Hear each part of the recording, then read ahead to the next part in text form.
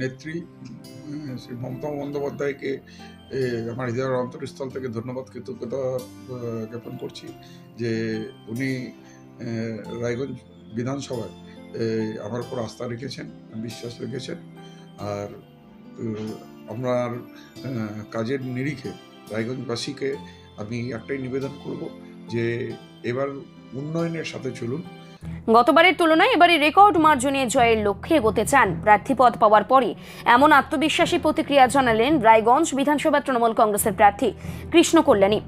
মঙ্গলবার রাজ্যের 294টি আসনের প্রার্থী তালিকা ঘোষণা করে তৃণমূল কংগ্রেস। রায়গঞ্জ বিধানসভা কেন্দ্রে পুনরায় প্রাক্তন বিধায়ক কৃষ্ণ কল্যাণীর ওপর আস্থা রেখেছে দল। প্রার্থী ঘোষণার খবর ছড়িয়ে পড়তেই আনন্দে মেতে ওঠেন তার অনুগামী ও তার দলীয় কর্মীরা। এদিন সকালে রায়গঞ্জ শহরের বন্দর এলাকায় অবস্থিত আদি দুর্গা মন্দির, করুণাময়ী কালীবাড়ি এবং রাম সীতা ঠাকুর বাড়িতে পুজো দিয়ে নির্বাচনী প্রচার শুরু করেন কৃষ্ণ কল্যাণী। তার সঙ্গে উপস্থিত ছিলেন পৌর প্রশাসক সন্দীপ বিশ্বাস, অরিন্দম সরকার, শহর তৃণমূল কংগ্রেস সভাপতি শিবশঙ্কর রায়চৌধুরী সহ অন্যান্য নেতৃত্ব। প্রার্থী কৃষ্ণ কল্যাণী জানান, গতবার মানুষের যে আস্থা পেয়েছে এবার তা আরও বাড়বে বলেই তিনি আশাবাদী। বিধানসভার বাকি উন্নয়নমূলক কাজগুলো সম্পূর্ণ করাই আমার প্রধান লক্ষ্য। পাশাপাশি প্রতিপক্ষকে বিশেষ করে গুরুত্ব না দিয়ে রেকর্ড ব্যবধানে জয়ের ব্যাপারে তিনি আত্মবিশ্বাস প্রকাশ করেন। রায়গঞ্জে জোর কদমে বিধানসভা নির্বাচনের প্রাক্কালে রাজ্য জুড়ে ক্রমশ বাড়ছে রাজনৈতিক উত্তাপ।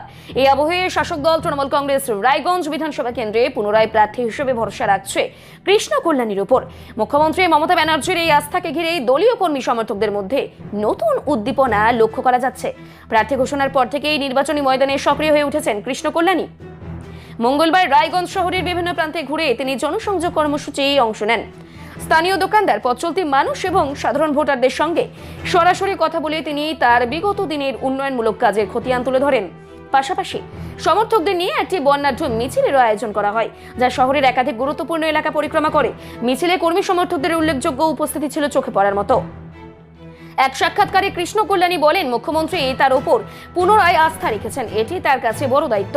গত কয়েক বছরে রায়গঞ্জ বিধানসভা কেন্দ্রের শহর থেকে গ্রাম সব জায়গায় উন্নয়নের কাজ হয়েছে বলেই তিনি দাবি করেন। সেই কাজের ভিত্তিতে এবার মানুষের কাছে ভোট চাইছেন তিনি। তার কথায়, মানুষই আমার শক্তি, তাদের পাশে থেকে কাজ করেছি, আগামীতেও করতে চাই। বিরোধীদের প্রসঙ্গে তিনি জানান, তার লড়াই ব্যক্তিগতভাবে কারোর সঙ্গে নয়, বরং মানুষের উন্নয়নের জন্য।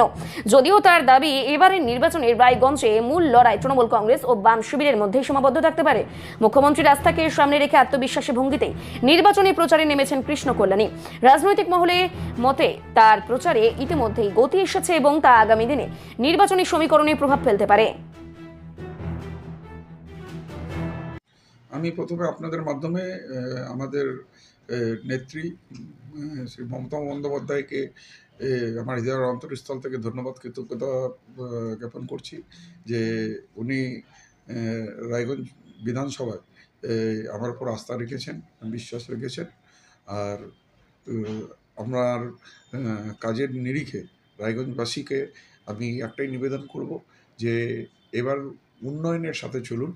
কেননা আজকে যেই হিসাবে আমাদের মানবিক মুখ্যমন্ত্রী মমতা বন্দ্যোপাধ্যায় পশ্চিমবঙ্গে জুড়ে উন্নয়নের বন্যা বইয়ে দিয়েছে, যেই হিসাবে 100টার বেশি প্রকল্প সাধারণ জনগণকে উপহার দিয়েছে, যেটাতে সাধারণ জনগণ সরাসরি উপকৃত হচ্ছে।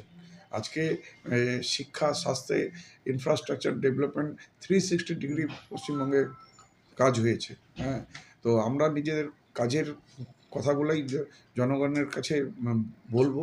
আর আপনারা দেখেছেন যে কিছুদিন আগে উন্নয়নের পাঁচালী আর উন্নয়নের সংলাপ আমরা দুটো কর্মসূচি পালন করেছিলাম। সেখানে আমাদের পশ্চিমবঙ্গ মাটি মানুষের সরকার কী কী কাজ করেছে, কী কী উপলব্ধি রয়েছে, সেটার ওই বইয়ের মধ্যে, উন্নয়ন পাঁচালীর বইয়ের মধ্যে রয়েছে। আমিও আমার রিপোর্ট কার্ড বানিয়ে সাধারণ মানুষকে দিয়েছি যে 5 বছরের মধ্যে কী কী কাজ হয়েছে। তো 550 কোটি টাকার উপর আমার বিধানসভায় অভূতপূর্ব কাজ হয়েছে। তো সেই কথাগুলাই আমরা জনগণের কাছে তুলে ধরবো। আর আশা করি আপনারা 4ঠা মে দেখতে পারবেন এবার জনাদেশ তৃণমূল কংগ্রেসের উপর উপচে পড়বে। রায়গঞ্জ সিটে রেকর্ড মার্জিনে আমরা জিতব। আর উত্তর দিনাজপুরের 9টি সিট রয়েছে, 9টি সিটের মধ্যেই তৃণমূল কংগ্রেস ব্যাপকভাবে জিত অর্জিত করবে। আনুমানিক কত ব্যবধানে জিতবেন? আনুমানিক দেখুন, আমি তো বলছি রেকর্ড ভোটে জিতবে। কেননা আজকে আপনাদেরকে বলি যে এখানে কংগ্রেস টেস্টেড অ্যান্ড রিজেক্টেড, আপনারা দেখলেন বিগত দুটো নির্বাচনে কংগ্রেস 64,000-এর বেশি ব্যবধানে হেরেছে। আর তারপর আপনারা উপনির্বাচনে দেখলেন বিজেপিও 50,000-এর বেশি ব্যবধানে হেরেছে।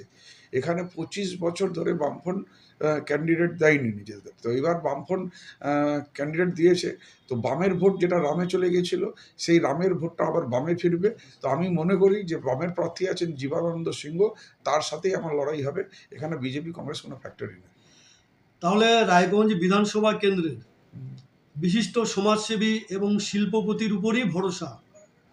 না দেখুন, আমার শিল্পপতি, সমাজসেবী, আমি যে কোনো দায়িত্ব যেটা পালন করেছি ওটা রেসপন্সিবিলিটির সাথে আমি পালন করি। হ্যাঁ, আমি এখন বিধায়ক আছি, তো বিধায়কের রেসপন্সিবিলিটিও আমি পালন করেছি। আপনারা যেখানে আমার ইন্টারভিউ নিচ্ছেন, এটা সমাধান অফিস।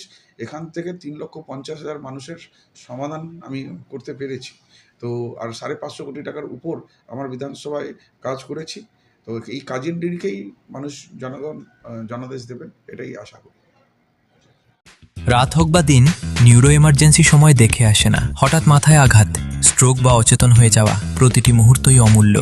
কারণ এখানে সময়ই সবচেয়ে বড় চিকিৎসা। এবার রায়গঞ্জেই উপলব্ধ অ্যাডভান্সড নিউরোসার্জারি সুবিধা। দক্ষ নিউরোসার্জন ও আধুনিক প্রযুক্তির সহায়তায় 24x7 জরুরি পরিষেবা। সঠিক সময়ে সঠিক চিকিৎসা ফিরিয়ে দিতে পারে স্বাভাবিক জীবন। জীবনরেখা হসপিটাল, অ্যাডভান্সড নিউরো কেয়ার।